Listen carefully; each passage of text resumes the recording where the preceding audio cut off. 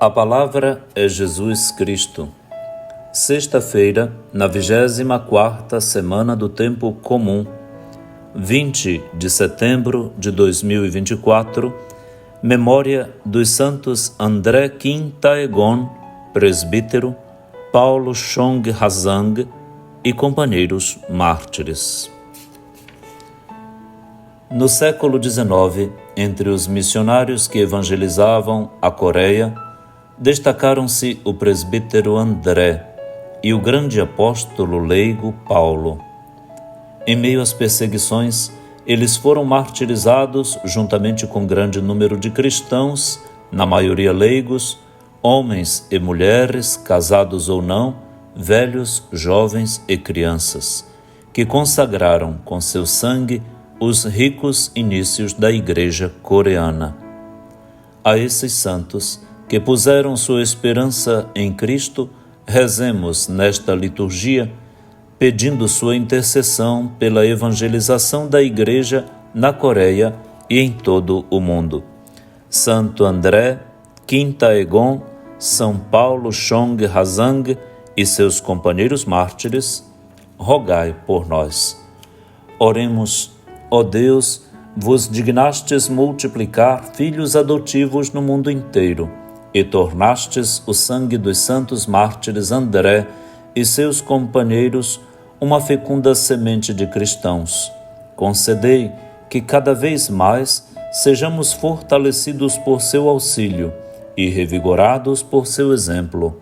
Por nosso Senhor Jesus Cristo, vosso Filho, que é Deus e convosco vive e reina, na unidade do Espírito Santo, por todos os séculos dos séculos. Amém. A liturgia da palavra de hoje tem na primeira leitura o texto da primeira carta de São Paulo aos Coríntios, no capítulo 15, versículos de 12 a 20. O salmo responsorial será o salmo 16, com 3 estrofes, tendo entre elas o refrão: ao despertar me saciará vossa presença, ó Senhor. E o Evangelho será o Evangelho de Lucas, no capítulo 8, versículos de 1 a 3. Paulo agora é incomodado por uma notícia que chega também de Corinto. E o tema foi aquele que, lá pelo capítulo 17 dos Atos dos Apóstolos, fez Paulo passar em Atenas um grande vexame. E foi assim que ele saiu da capital e veio para Corinto bastante humilhado, por causa de Jesus ressuscitado. O povo de cultura grega, helênica, não acredita em ressurreição dos mortos. Eles acreditam em reencarnações. Ressurreição não.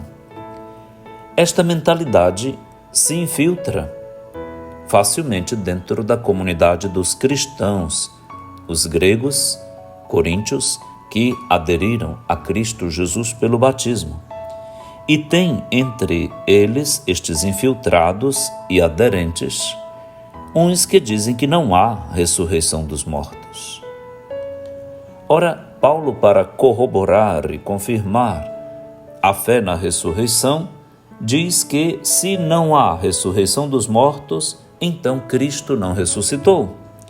E se ele não ressuscitou, é vã a pregação e a fé da gente.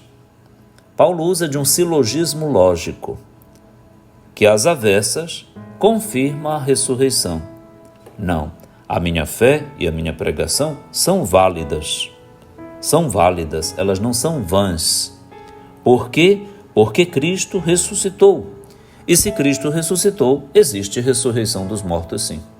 Porque ele, como primeiro, ressuscitou e ressuscitarão todos aqueles que aderem a ele pela fé. O silogismo é um instrumento linguístico, um estilo de linguagem, de expressão de convencimento próprio da cultura grega, da filosofia grega. E Paulo então lança mão desta maneira de falar dos gregos para confirmar a fé na ressurreição. Ora, se nós dizemos que não há ressurreição, então estamos dizendo que Deus, Pai, é mentiroso.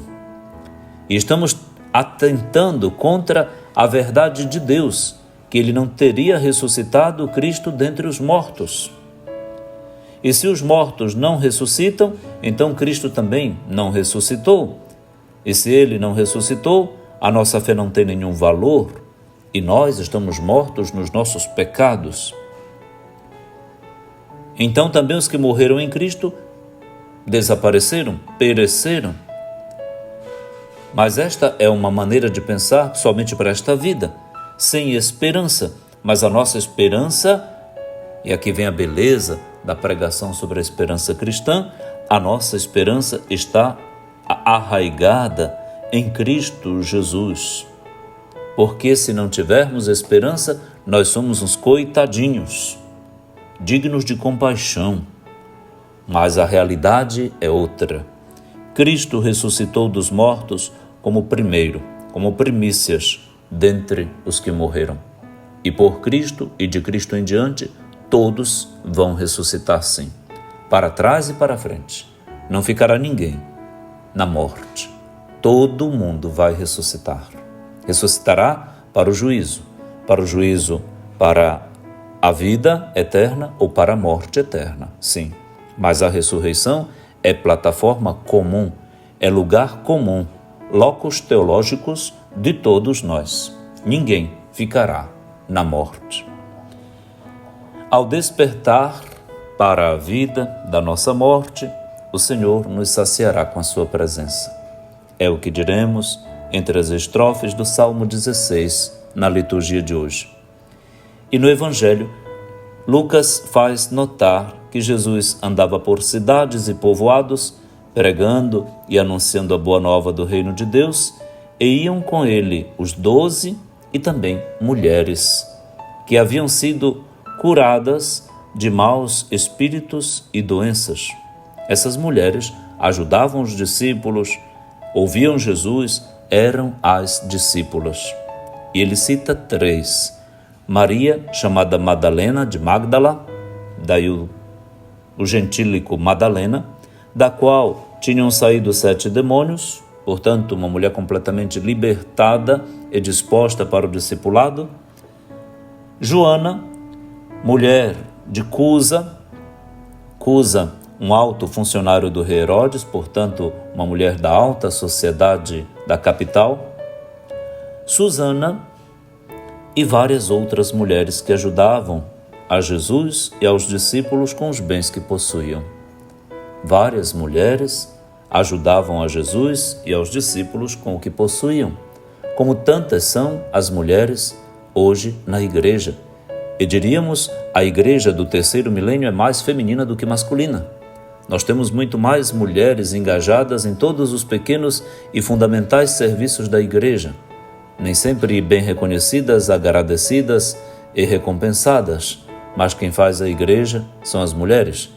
Este caráter, este perfil feminino, este ministério feminino e a teologia feminina, que emerge agora da contemplação da atuação das mulheres na igreja, é uma riqueza que precisa ser colocada em luz. Muito obrigado às mulheres. Nós, homens, não somos muito gratos, não. Às vezes muito ingratos, duros e rudes. Nossa rudeza machuca as mulheres. Bom seria que a gente se convertesse em um pouco mais de humanos. Emprestássemos um pouquinho da humanidade das mulheres para contrabalancear nossas indelicadezas para com elas, nossas ingratidões. Tomara elas nos perdoem e nos ajudem e nos eduquem a voltar àquela humanidade de Cristo Jesus, a quem elas ajudavam com delicadeza e dele recebiam a recompensa de um sorriso, de um beijo, da boa palavra e da sua salvação. Que as nossas mulheres perdoem os pecados dos homens que convivem com elas e, sobretudo, os homens de igreja como eu. Pai nosso que estais nos céus, santificado seja o vosso nome. Venha a nós o vosso reino. Seja feita a vossa vontade, assim na terra como no céu. O pão nosso de cada dia nos dai hoje. Perdoai-nos as nossas ofensas, assim como nós perdoamos a quem nos tem ofendido. E não nos deixeis cair em tentação, mas livrai-nos do mal. Amém. Abençoe-lhe o Deus Todo-Poderoso, que é Pai, e Filho, e Espírito Santo. Amém.